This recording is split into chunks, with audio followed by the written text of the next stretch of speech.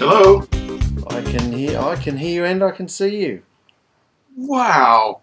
Well, how's the lighting? I've done something a little different here. It's pretty dark. Let me turn on a light. Hold on. Turn them all on. Yeah, here we go. This light on. Now that's going to help. Hey, brother, how you Hi, doing? sister. Good, very good. She's going to take my place today. I'm going to speak. No problem.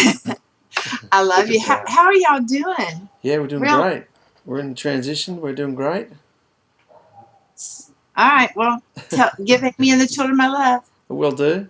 We'll do. Okay. You're in a different room today, brother. No. No.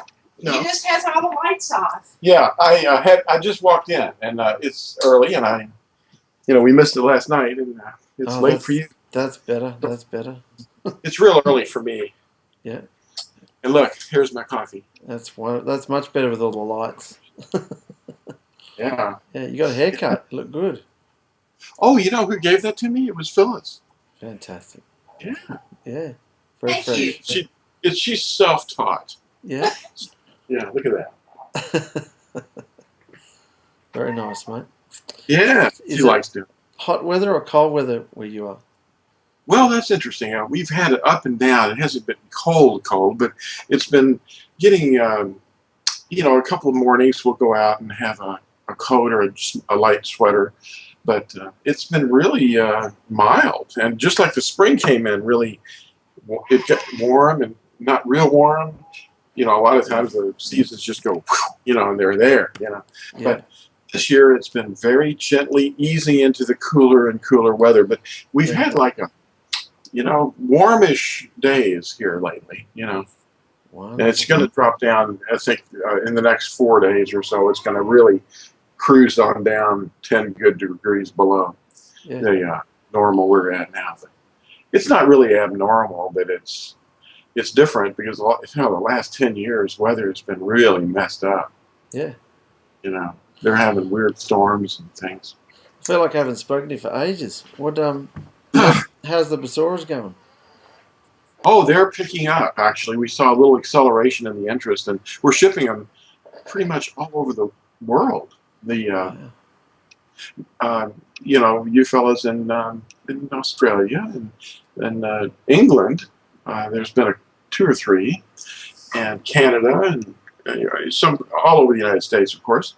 Yeah. And I don't remember all the countries, but there's a lot of countries that. You're gone again.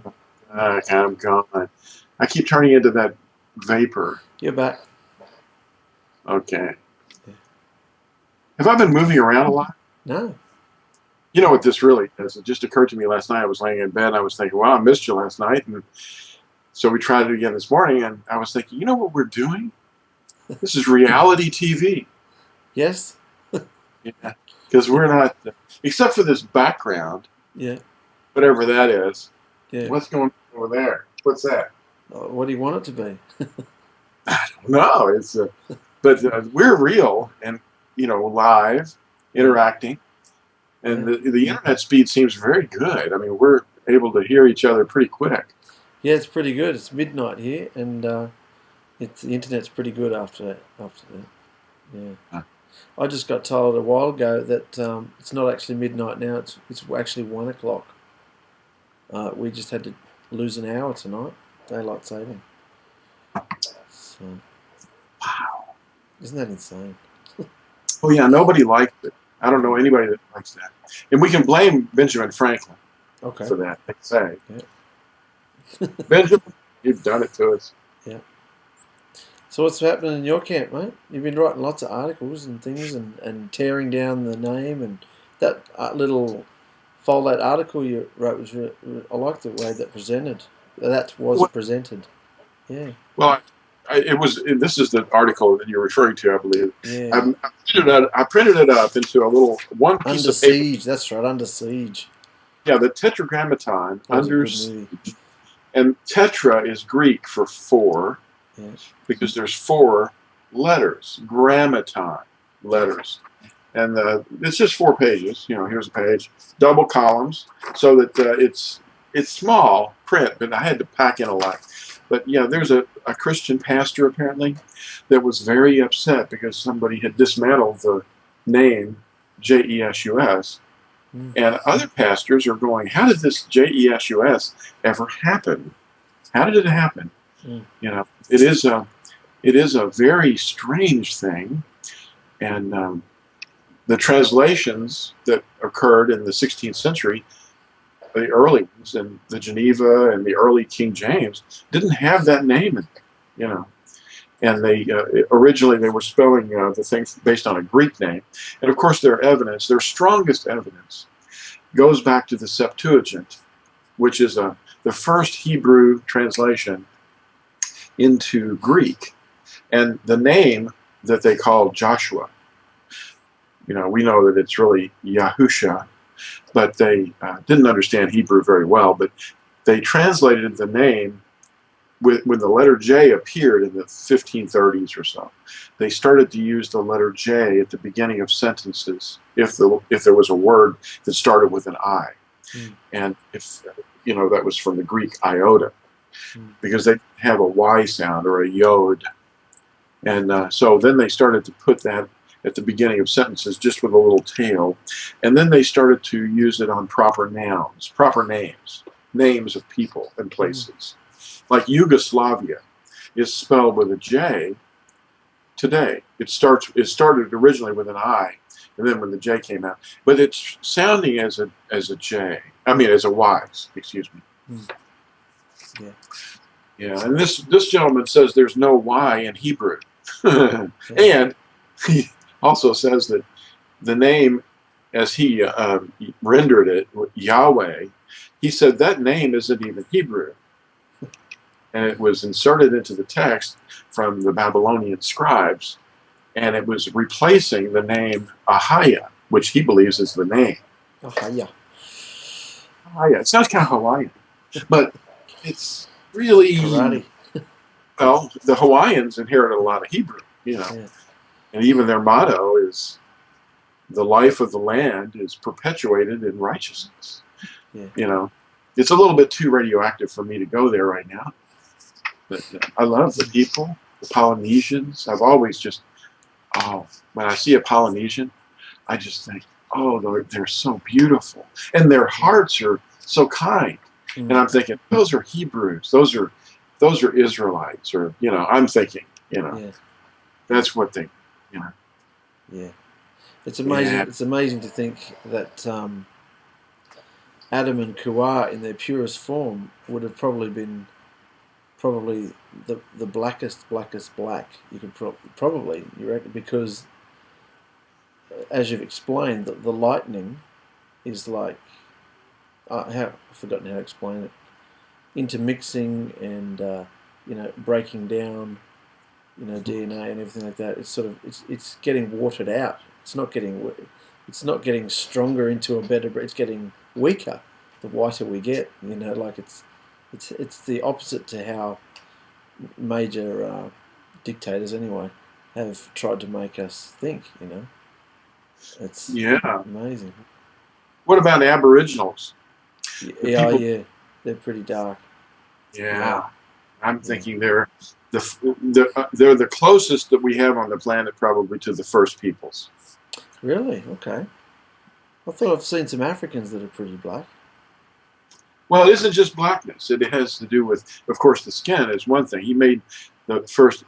He formed Adam from rich soil. Yeah. You know, if you go to the hardware store or some garden center and you want to get the richest soil, they don't give you this washed out, bleached looking white soil. They give you this dark, rich soil. You know, and that's what he formed the first man from. Yeah. We say, and it's mankind. Adam means several things. It means, it can mean red because the word dam in it is related to blood, but Adam means red, but it also is informing the meaning of the word Edom, which is, you know, Esau became Edom because of the red beans that he was, you know, he exchanged his birthright for. But Adam also is a term that in the Hebrew can be used for mankind. both men and women, Mm. all people. Because there's a sentence in there where he actually says, "Let us." No, he says, "Breathe into Adam our essence." No, not our essence. My essence, or the essence of him and his character. So Adam was actually breathed into, and it was soil. He formed him, and then he breathed into him. Is it gone? I think I've got that translation here somewhere, but You're back. I worked on it, and it doesn't really say "let us," and I've modified that as I'm going through the first few months of releasing the BESORAH, the Yahuah Natsarim version. It really says breathe into Adam, and he's just getting ready to do it. He's not actually doing it right now, but he's saying breathe into Adam, because the word for what we see "let us" is really not that word. It's in the Hebrew, it's nesha, which means to breathe into. Yeah, I know. Anyway. I know. I've known a few Aboriginal girls in the salons we've had, and they don't like going out in the sun because they might be just like an olivey, dark sort of skin, but if they go out in the sun, they're like pitch black. In fact, it's not Aboriginal; it's Indigenous now. I'm not allowed to say Aboriginal. Very Okay. impolitically correct now, apparently. Is it Indigenous people. the indigenous? Indigenous, yes. And a lot of anthropologists call them the first people. Yeah. Well, when you find out what went down, I mean, there's a lot that take advantage of the things that, the benefits they have, but a lot of them are really lovely, lovely people, particularly up Cairns where we're going. A lot of them are really lovely. Yeah. I've known a lot of lovely Aboriginal people, Indigenous people. So, Now, when did that change come about? The term Indigenous. There's been a lot of stuff going on, political stuff going on. The governments had to apologise, and certain governments wouldn't apologise, and everyone was angry at them. And now I think the last government did apologise and gave them all their rights back. And apparently you're not supposed to climb Ayers Rock anymore. It's disrespectful. And Oh, is that some kind of a special place for them? that's right in the middle, Ayers Rock, the big rock. Yeah, but I mean, does it mean something to the Indigenous people? Oh, I don't know. It's just part of their land. Yeah, it's part of the Northern Territory. It's part of their land, and their land has been given back to them, and everything like that. So it's when you watch documentaries and see movies and stuff of what really went down and how they treated them when they first arrived, and it's just horrific. Yeah, it kind of reminds me of the dragon pursuing the woman. Yeah. When the dragon knows things that the rest of us don't know. He uses us and manipulates us to destroy one another, especially the seed of Abraham and the most pure forms. And it was like Cristobal.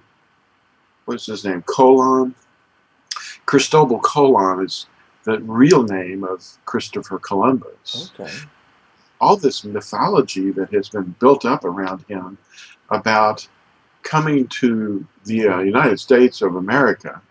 It wasn't the United States, of course, at that time, 1492. But when he was traveling across the ocean, a lot of people think he was funded by the king and queen, and that's fabricated. It was actually not that. It was two or so Jewish rich people in Spain, and he speaks Spanish, but in his letters he writes, Hebrew letters up in the left-hand corner, and but he doesn't write those letters to people that are Gentiles up in the corner of the letters. He has a signature that's basically based upon a triangular format. His signature, which is something that you find on Jewish tombstones. Okay. From that era. Are you talking about a pyramid or a Star of David or what? No, it's not really that. If you go online, I'm sure you can find Christopher Columbus signature, or autograph. and you'll see this kind of scribbly little triangular things going on. But anyway, the thing of it is, he was really, you know, one of what we call a Moranos, you know, a convert that was secretly practicing, you know, the Torah. Yeah. They were conversos and they were Moranos. The conversos were the Spanish Jews who converted to Catholicism and really did practice it. And then there was the Moranos, which were only doing it for show. And they were secretly keeping the festivals and the Sabbath and eating, you know, properly. And Columbus was one of them. Yeah, see, the dragon, yeah, he was a Moranos. Anyway, he was really trying to get the true story is he was really trying to find a way to the east, you know, the Asian area, to get enough wealth to basically retake Jerusalem from the Muslims. And that, you know, is something that, you know, the revisionists have changed all that, you know, because they really didn't know it. I mean, you know, because he was secret. He was a secret Jew, as we would call it today. And they were exterminating him, and they were, you know, basically tens of thousands of people in Spain from the Spanish Inquisition were burned at the stake when the Moranos, when they were discovered. They have neighbors turn them in, and then they were just, the whole family was just destroyed. And that's what the Inquisition does, you know, or did, and would do again, given power, you know, because when the government, you know, takes a religious thing and enforces it, you see it happening all over the world. You know, it's happening in the Islamic countries, you know, the Sharia law, you know. It's the same sort of thing. But the enemy, the dragon, is really hateful of the first people, you know. And so that was happening in Australia too, when the British down there, and they started to do the very same things that the Inquisition was doing, basically. You know, so ethnic cleansing. Yeah, they were just shooting them and enslaving them. And there's a good movie out. I didn't know a lot of it until I saw this good movie called Australia. It's Hugh Jackman and Nicole Kidman, and it gives you it's just a little romance thing, but it's really 3 hours of culture. And how they were taking the children, they were just stealing their children off them, taking them up north to camps and things like that, and trying to interbreed them out, so that so the next generation there would be no more dark people. And just so that's what you are now, the offspring of. I think I'm one of the evil English Scottish people. You were only 200 years old here. Oh, that's right. Oh, it's interesting. I'd like to see the blended people. Those would be interesting to see. You see a lot of those? Do you see a lot of blended people? I don't. No, well, there's so many. I think it's such a lovely country. Everybody's here. Every single nation's in this country now. It's in some parts you can play Spot the Aussie.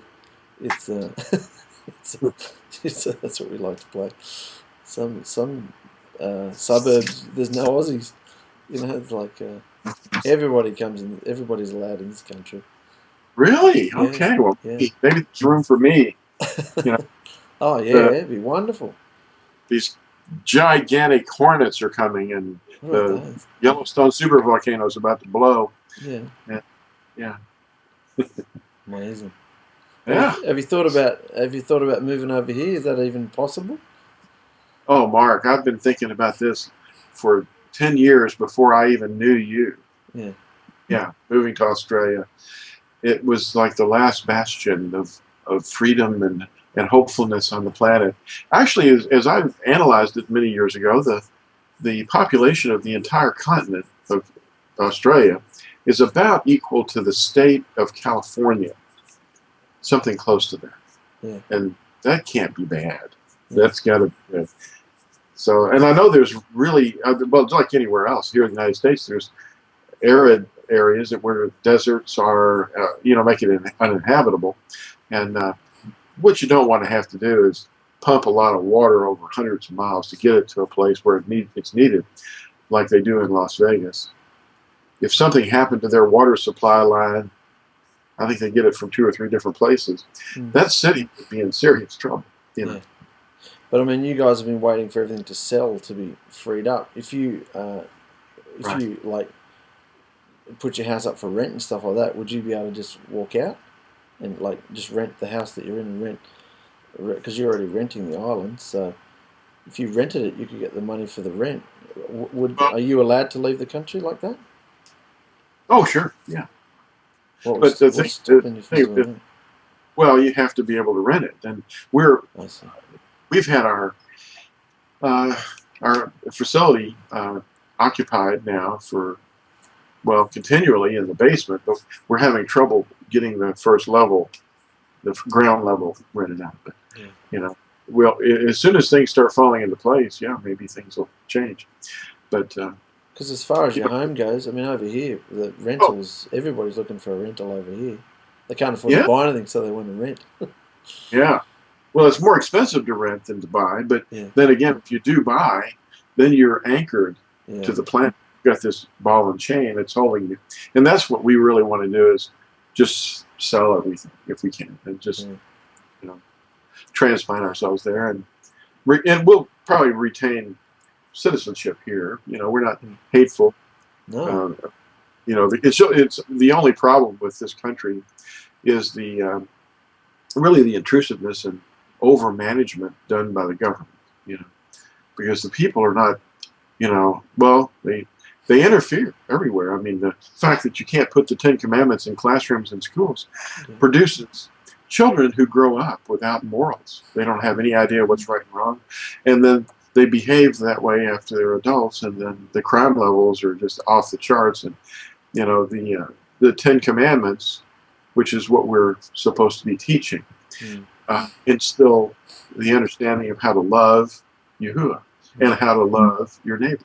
See, it's about love. You know, that's the defining thing that is supposed to be seen in us from outsiders. When an outsider looks at us, they're supposed to see the love between us and the love that they have for others too. And they speak well of people. They build them up, and they say, well, you know, as bad as you might have it, there's hope, and here's the hope. And then we can explain to them that Yahushua died for them. He rose from the dead as, you know, evidence. You know, it's given in Acts by Paul when he's talking to the Areopagus, you know, the people there in Athens. But anyway, the thing of it is, we have hope, and we don't have to, you know, die like dogs, you know, and live like dogs. You know, there's a pattern. It's interesting. You can't put we couldn't, when we were in Malakuta, we weren't allowed to put any scriptural-based articles or commandments or anything in the newsletter or in the newspaper or anywhere. And they said, no, this is a non-religious school. This is we don't favour any religious. No, you know, forget about all the Christmas and everything that's, you know, shoved down the kids' throats. But and then the last week we were there, Luca comes home and he's, oh, can I have this, Mummy? Can I have that, Daddy? I said, why? He said, oh, I'm making a magic potion, a spell. I said, where are you getting that from? He said, oh, the teacher showed us how to make a magic, a potion, whatever they called it. I went, oh my goodness, thank goodness we're getting out of here. You know, it's like, oh yeah, but you won't let in the commandments, but you're allowed to teach witches spells, you know. It's like, I'm not afraid of it, it's all useless and stupid, but I just mean, it's just total, they don't even understand, it's just total blindness, you know. That's ridiculous. Isn't it? And he was upset because I said, no, you're not taking the honey out of the house, you're not taking this, you're not taking that. Oh, but I have to. Me and my mate are making a potion. I said, oh, no, you're not. That's pagan, mate. It's evil, you know. Oh, yeah. I taught you that. Making a potion? This is when you're supposed to be learning maths. Yeah. And the teachers go around saying, oh, if you spell, there's a magic fairy teaching, showing you how to spell properly. And I'm like, oh, dear. Wow. It's like a little hippie school, you know. It's like, oh dear. Man. A hippie. There was homeschooling from now on. Insane. So, Wow. but being in Sydney is a big eye opener. You just see the state people are in. It's just so depressing. You mean the way they've been raised without the commandments? Yeah, it's bumper to bumper traffic, gridlock. Yeah. They've reproduced themselves, crowds, and yeah. they're all, Yeah. they're like just reproducing. Yeah. Families, or how's the family unit doing? Is it dissolving? Yeah, it's just like it's following the same path as America. Everybody's on welfare of some sort, and there's no truth. There's no truth, and you get to the point where there's so many different interpretations on scripture, and then when you come into, say, history, and you want to just tell them about what happened in history, the truth, there's so many different interpretations of history as well. So in the end, you're just like, well, you can just sense if someone's eyes aren't open, why bother, having an argument or having it's just like you're just waiting, for Yahushua to. All it would take is a few massive cataclysmic events, and people might start saying what's going on. But even then, it'll just be a coincidence, Mother Nature or something ridiculous, Yeah, the Earth Mother. Yeah. The harlots, that's what they refer to. It's only him. It's only him that can open eyes. So. The environmental forces are not involved. Or the stars. That's one of the things that the people like your sons, and they'll talk about things in school. Cross your fingers and do it. But anyway, that's a witchcraft. Is what knock on wood. Knock on wood. They have all that stuff, and they say, "Oh, that's just something we do." Yeah. No, it isn't. It's something that has a very specific history. But Yahuah, I was looking for something while you were talking there. In Yirmiyahu, or Jeremiah chapter 10, it's starting at verse 2. It says, "Thus said Yahuah, do not learn the ways of the Gentiles, and do not be awed by the signs of the heavens. For the Gentiles are awed by them." And it says, "For the prescribed customs of these peoples are worthless. For one cuts a tree from the forest, the work for the hands of a craftsman with a cutting tool. And they adorn it with silver and gold, and they fasten it with nails and hammers, so that it is not toppled." And it goes on and talks about something that's like a ASHERAH item. It's something that they bow down to, and they put ornaments on it.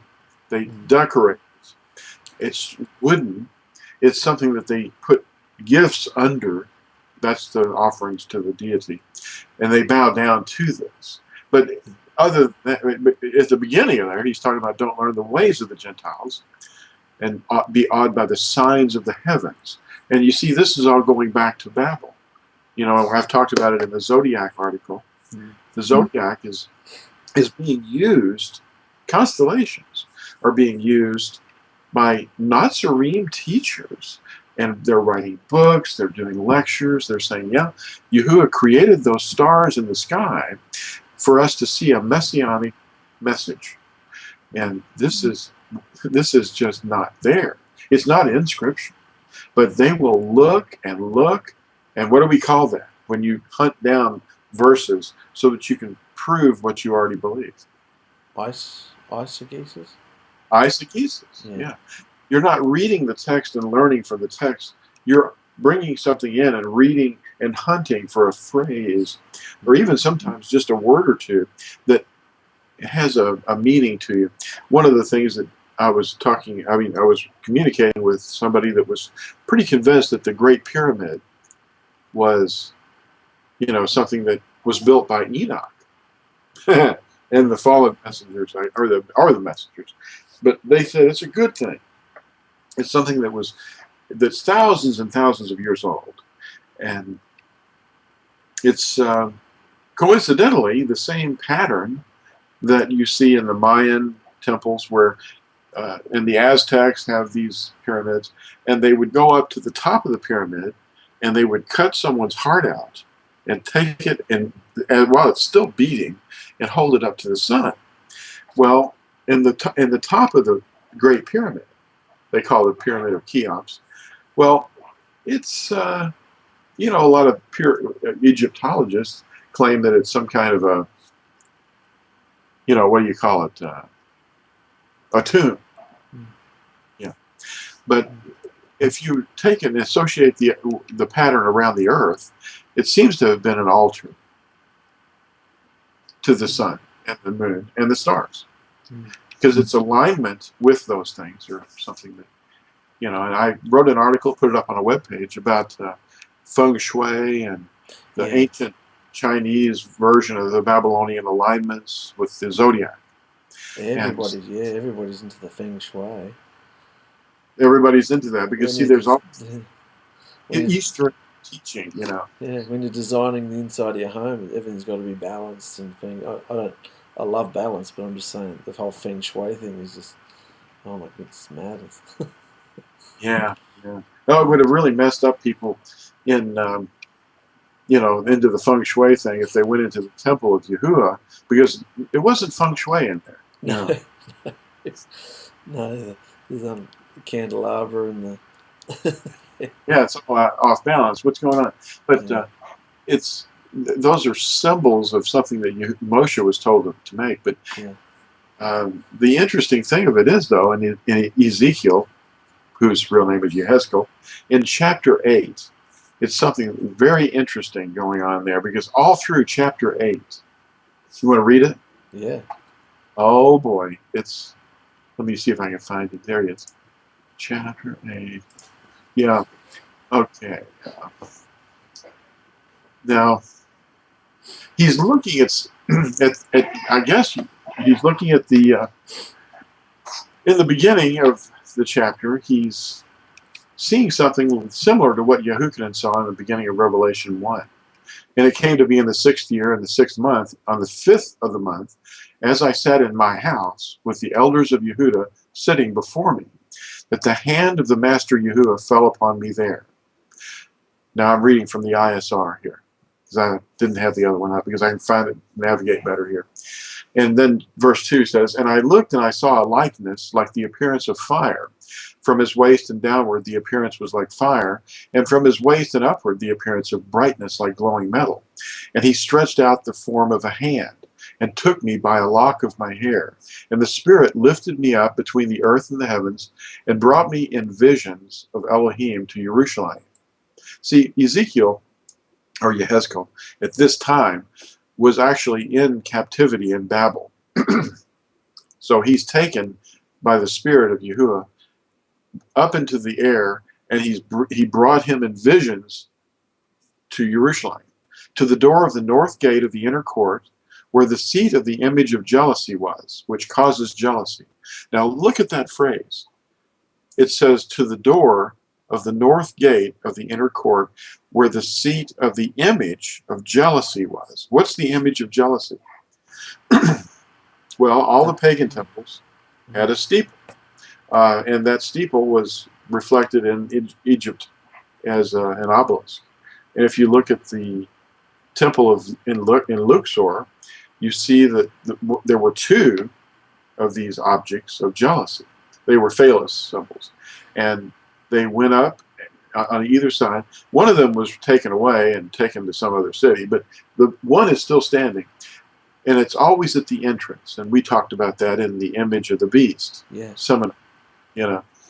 Well, anyway, Ezekiel's referring to this thing that was put at the entrance of the temple, and he calls it the image of jealousy in the entrance.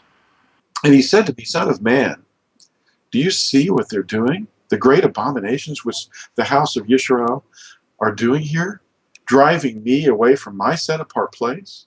And you are to see still greater abominations." And he brought me to the door of the court, and I looked, and I saw a hole in the wall. And he said to me, "Son of man, please dig into the wall." Now watch this. When I dug into the wall, I saw a door. And he said to me, "Go in and see the evil abominations which they are doing here." And I went in and looked and saw all kinds of creeping creatures, abominable beasts, and all the idols of the house of Yisrael, carved all around the walls. What was he looking at? He was looking at the zodiac. And they have these things in ruined synagogues on the floor, the tiles. You'll see these in the ruins of many synagogues around Israel, the land of Israel. You'll see this in the floors, and there's zodiac. That's the 12, zodiac. And of course, they use this stuff today, and and explain that the 12 tribes represent the constellations, and the figuratism. But Yahuah has taught us to not do this. Here's what he says at Yirmiyahu, or Jeremiah 2. Do not learn the ways of the Gentiles. Do not be awed by the signs of the heavens. What is that? The signs of the heavens? That's the sun, moon, and stars, and the constellations, and the beasts.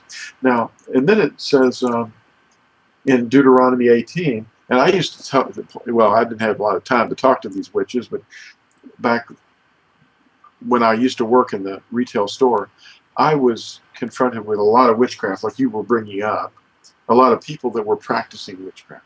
And this one lady came in who was an older woman that had 2 younger girls with her that she was training to be witches. I mean, it was obvious. They came in looking for some, I don't know, tarot cards or something, and they wanted to do some divining, some prognosticating, and predict the future.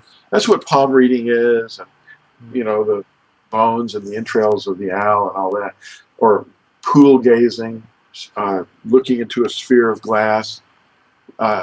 Anyway, it says in Deuteronomy 18, and I told the younger girl as she was leaving, she said, please pray for me. And I said, because I'd been mentioning some things to her. And she was being called out of there because, like, oh, you don't want to be in here. This guy's talking differently than we talk. And I said, read Deuteronomy 18. You can do it. You can find this. Anyway, Deuteronomy 18, verse 9 says, when you come into the land which Yahuah your Elohim has given you, do not learn to do according to the abominations of those Gentiles. Let no one be found among you who makes his son or his daughter pass through the fire, or one who practices divination, or a user of magic, or one who interprets omens, or a sorcerer, or one who conjures spells. That would be speaking words that are incantations, or a medium, or a spiritist, or one who calls up the dead. That's necromancy. For whoever does these are an abomination to Yahuah, and because of these abominations, Yahuah your Elohim drives them out from before you. So he goes on and on. Be perfect before Yahuah your Elohim, for these nations whom you are dispossessing, do not listen to those using magic and to diviners. But as for you, Yahuah your Elohim has not appointed such for you. Anyway, when you inaugurate a new leader, they have a little ceremony. The inauguration itself is something that was, the word itself means to predict the future of this person's reign using the flight of birds. In other words, they would have this this pole. The auguring would be done by this sorcerer. Yeah. And anyway, it would be a pole. Am I there yet? Not yet. Am I there? No. No? All right, let me get up closer. Back? There we go. All righty. We're back. Yeah, the thing would happen was they had this staff, and it looked a little bit like a shepherd's crook, but it really wasn't. It would go up, and then it would turn into a little circle, and it would keep going and like this. And the augur dude would look through it as he would look for the flight of birds, and the flight of the birds would have some meaning to him. It was just nonsense, but and then he would prognosticate using this technique. And it was always somebody like that that was swearing this person into office. Madness. If you just look up inauguration pagan, just Google those 2 words, it'll be obvious that this was actually a ceremony that Deuteronomy 18 was actually forbidding. Hmm. Yeah. When you were talking about all the zodiac and everything like that, we saw a movie a few weeks ago called Now You See Me. It's about a bunch of magicians who, famous magicians who managed to rob a bank. One of the best movies I've seen for years. But the whole theme of it was misdirection. And they're talking about it the whole way through. And all I could think about while I was watching it was just your witchcraft seminar about misdirection. You know, telling people this is where all the evil and all the witchcraft is over here, while it's actually happening over here in the steeples and the crosses and the all the paganism. I just fascinating. Yeah. So, Yeah, when your mind is open to be able to see, let him who has ears to hear and eyes to see. They're not able to go back and in the blindness that they were living in before, because the interpretation of the symbols and the words that they use and everything is actually coming from Babylon. The process. It's all witchcraft. It's all humanly. Well, it's excused. And like you were saying, your son comes home from school, and they have no problem teaching all these things that are literally open witchcraft. yeah. But they shun the truth. It's amazing. Yeah. Yeah. And I mean, so, I'm not afraid of it, or no. horrified or anything. I just think it's useless and stupid. But the fact that they sort of gave us hell because we wanted to just put a simple little article in or something like that with the commandments in it, just say, oh, guess what, this is, A, B, C, D, and E. But they have no trouble doing all this cosmic nonsense. It's insane. Yeah, it's amazing. Dust your sandals off and keep going. It exploits the ignorance of the people. That's what it really does. Oh, am I gone again? Yeah. Okay. Yeah. Am I back? Camera's having mood swings. No, that's good. You're back now. Okay. Well, and that's what this article that we brought up at the beginning was basically dealing with. Because when you have a Christian teacher that is going the other way and doesn't like the Hebrew, well, that's what Catholicism was all about too. They didn't want anybody knowing any Hebrew. They were burning anything they could get their hands on that was written in Hebrew letters, books, scrolls, anything. And they would also kill the people as well. Because whoops, you might be able to write this down again. So that was exterminated. And anyway, they wanted to get rid of what they called the Old Testament. The Old Testament. Marcion started that. But the Old Testament was an evil. They thought, well, Marcion taught that the deity, the creature, not the creature, but the creator of the Old Testament was very evil and angry and mean-spirited, when really it's Yahushua himself. That's But they wanted to just wipe it out. And the New Testament deity was Yahushua, and he was kind and gentle and humble and a servant. But anyway, Marcion basically is the one that started that. And but anyway, what it exploits, that this man who was I'm not going to mention his name. I'm not going to slander anyone, but and I don't want to be unloving, but I just want to point out that he's using Shield on his website because he doesn't want anyone like us seeing what he wrote. There's like this 37 some odd page article that he wrote, and it's up on the internet, and he doesn't want anyone reading it that doesn't confess already the name J-E-S-U-S. So how did you read it? Well, I didn't go there. I was sent the link to go to this page, and it has this choice. It says, leave this page if you do not believe that J-E-S-U-S is the name of salvation, deliverance. And click on this if you do. And if you click it, it takes you to the article. And of course, in the article, it says repeatedly that if you've clicked on this and you do not believe that JESUS is the true name and the only name, then leave now. You know. So anyway, I read this thing as a printout because a brother said that he was in another city somewhere, and I'm glad he shared this with me because this is really a horrible thing to be seeing. It's the Tetragrammaton is being attacked, but he said that he was in a meeting with, as he regularly goes to, I guess, with some group of people, and they were distributing this article from this man on the website. A whole bunch of pages. I don't know how many pages it was, but it was 37 pages or so. And I read it because he sent me a copy of it. And it was very, very strange. And at the end of it, I decided that it really pointed out the way, the methodology that he was using was that used by Jesuits. So I wrote this article called The Tetragrammaton. And it's, you know, and you can look it up by what I called this man's writing, the JESUS Manifesto. Yeah. But if you look up JESUS Manifesto on the web, you'll find this somehow. Yeah. And I made my own little gateway page, you know, with a little green button.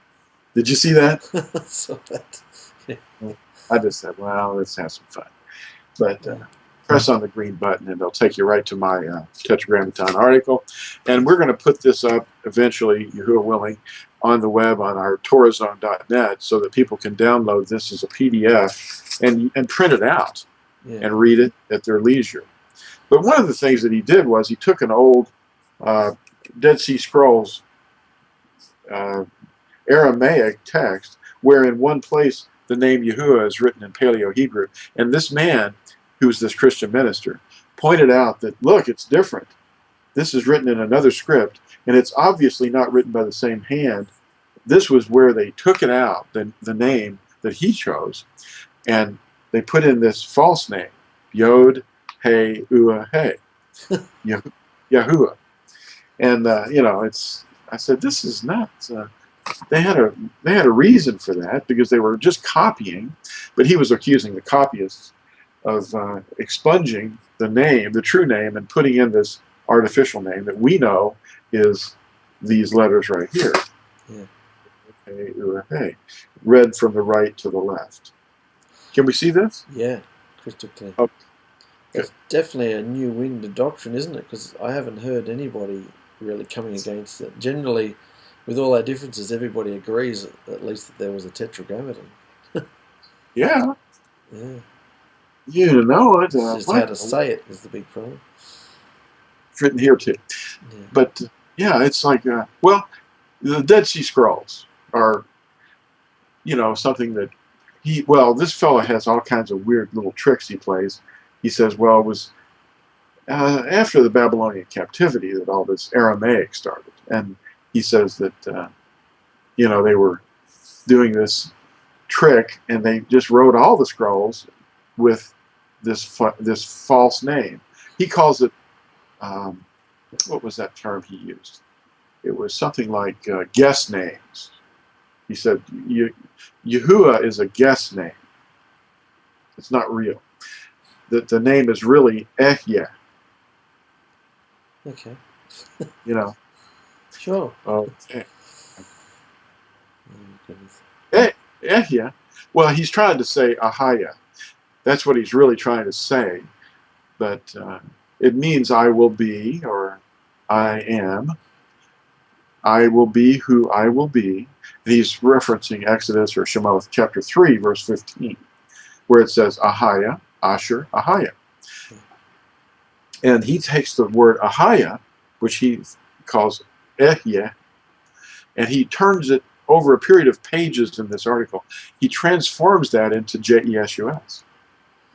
Oh, so he's in agreement of JESUS too. Oh, yes. He loves that. We're freezing up. I've still got... I know. I'm sorry, you froze up. Okay, yeah. You did for a second. Yeah, say it again. What'd you ask me? Nothing. I Oh, just said it's madness. Yeah, it is. Yeah. yeah, Well, it's just part of the things that we have to deal with, but we have to do it in a loving way. But this man yeah. is very angry sounding. He sounds like he's having a tirade when he's writing this. But in fact, there's a lot of typos, and I think it's because he is in such a rage. Mm, But he's a very intelligent man.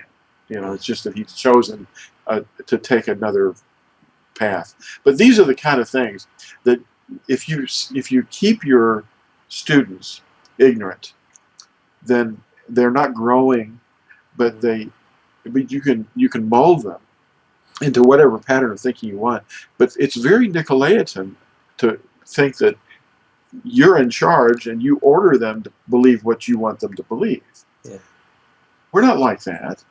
We let Yahuah mold the hearts. Mm, We don't just keep angrily saying things to people and ordering them around. That's no. Nicolaitan, Mm. you know. And, yeah.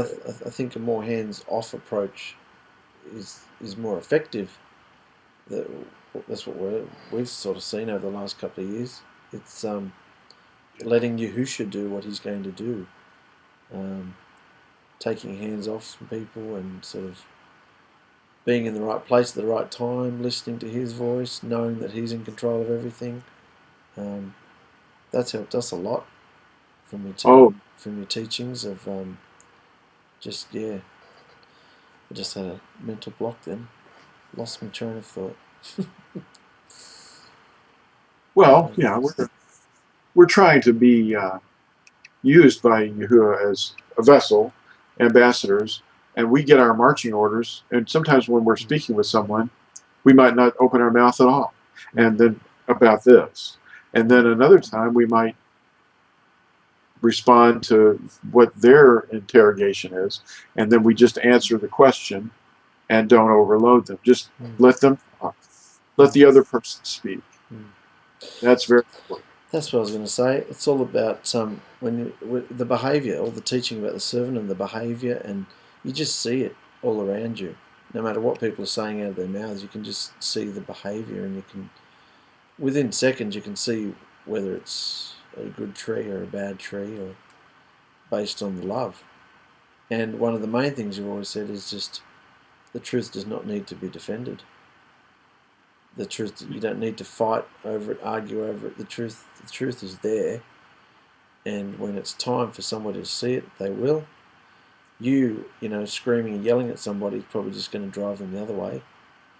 So, chill, get on with life, do what you got to do, occupy, you know, and when you're called upon, open your mouth. If not, shut up and do your job.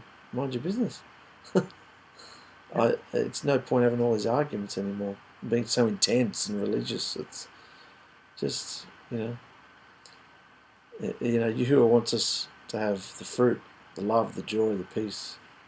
You spend so much time in misery because you want something to happen, and he's like, "You don't know what I'm doing. Shut your face. You don't know what I'm doing. Just do what you're doing. I'll do the rest." Yeah. Like it's just. We get our knickers in such a twist because we want things our way. And you can't. You can't make people see anything. Can't change one person's opinion about anything.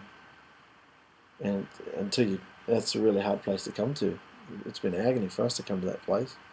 You think that you have the power to go and convince somebody of something. You soon learn. No. So, Yeah. it's got to. Well, this understanding is just so rare. Yeah. It's just, yeah. Well, because you have such a love for people and for family and particularly when you've got the truth in you, you just think that it's so obvious to me. Why isn't it obvious to anybody else? Why has this truth been dumped in my lap? I'm just nothing. I've done so many stupid things. I'm an idiot, and I think why it must be simple. Surely it's so simple. Surely if I say it to somebody, they'll know. They'll go, oh yeah, really, yeah, great.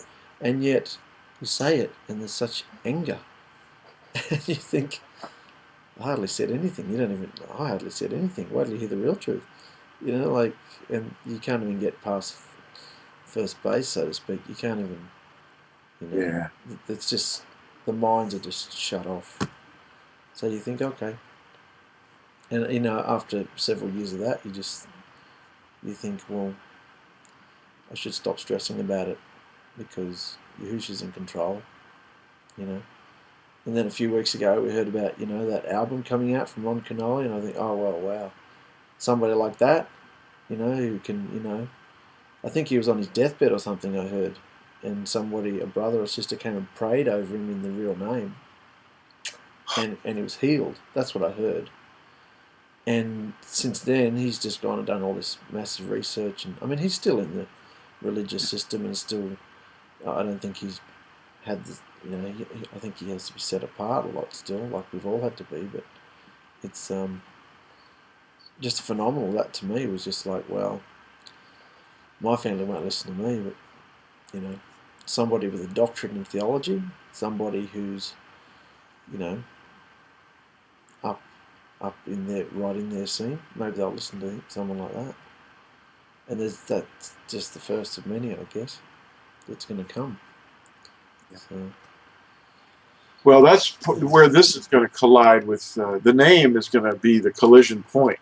Yeah. Because even Christian pastors, as I said about 4 or 5 months ago, that my son was sitting in an assembly and the pastor of this Baptist outfit, the circus, was preaching, and he said this name Jesus, he says, I don't even know how this ever happened.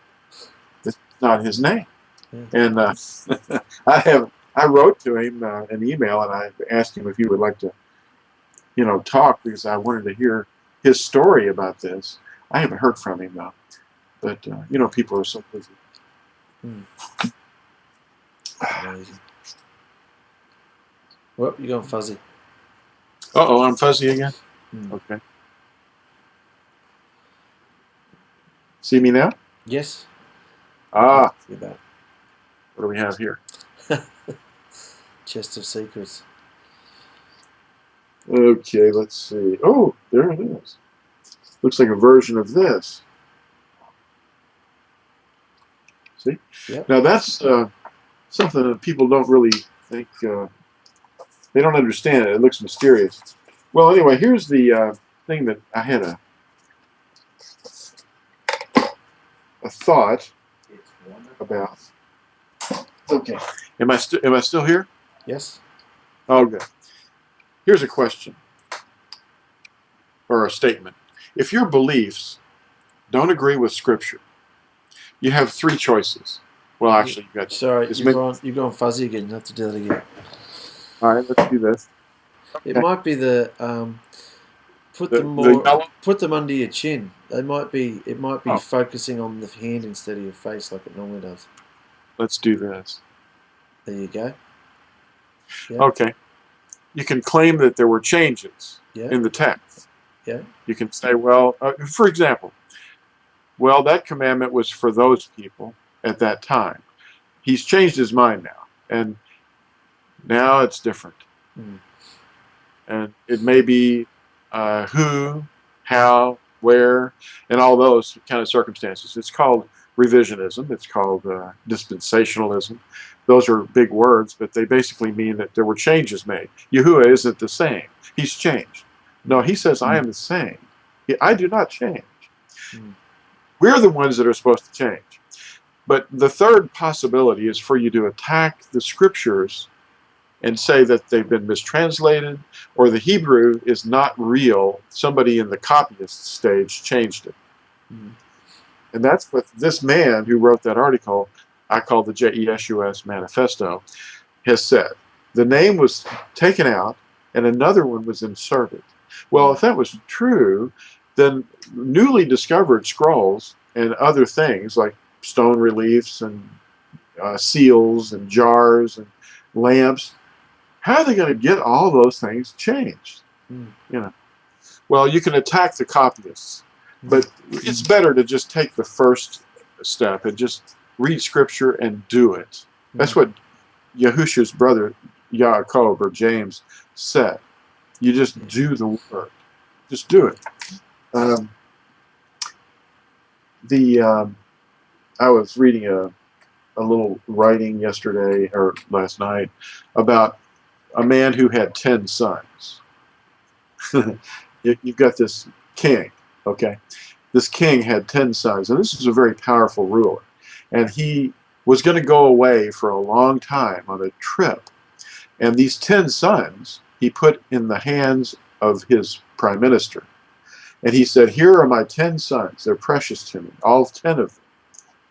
Now, the 10 sons were various degrees in age, but let's think of them as just precious to him. The prime minister assured the king that he would take perfect care of him. Well, the king left, and as soon as he went, he brought the 10 sons before him. The prime minister says, well, let's look at each of them and give them an inspection. And he inspects them, and he says, the first one's good, the second one's good, the third one's good. But this fourth son doesn't look royal. So he took him and put him in the field with slaves. And he put his own son in place of the fourth son, and the fifth and the sixth, and he kept all the 10 sons there. But one of them was not really his son, the king's son. It was his own son.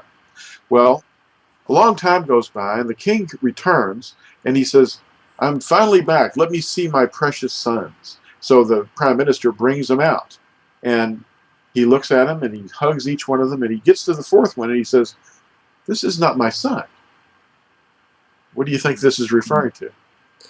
The commandments. Yeah. He said, this one is not my son. Where is my real son? Oh, I sent him out with the slaves. He's out in the fields. Well, the prime minister represents the religious institutions that, well, particularly Roman Catholicism and Eastern Orthodox too. We have a replacement commandment, you know. And actually, this, I think, stems from an African story that it came from somewhere in Africa. Somebody was trying to teach the commandments, and you know, so it was a really good illustration. Yeah, that's but wonderful. It is a good one. Yeah, I mean, I'm not the words for that. That's really old, but it's good to share once in a while. You know? Yeah.